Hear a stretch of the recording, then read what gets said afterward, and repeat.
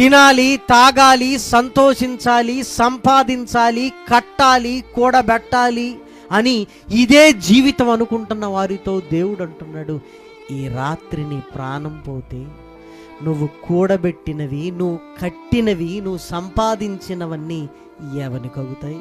అంటే నీతో పాటు ఏమైనా తీసుకొని వస్తావా? ప్రయాణాలలో మనతో పాటు లగేజీని తీసుకొని వెళ్ళే అవకాశం ఉంది, కానీ చావుతో శవాన్ని వదిలేసి వెళుతున్నావంటే ఇంకా సర్దుకునేది ఏమైనా ఉందా? మనకున్న ఈ శరీరాన్నే వదిలేస్తున్నావంటే ఇంకేం పట్టుకెళ్తావు?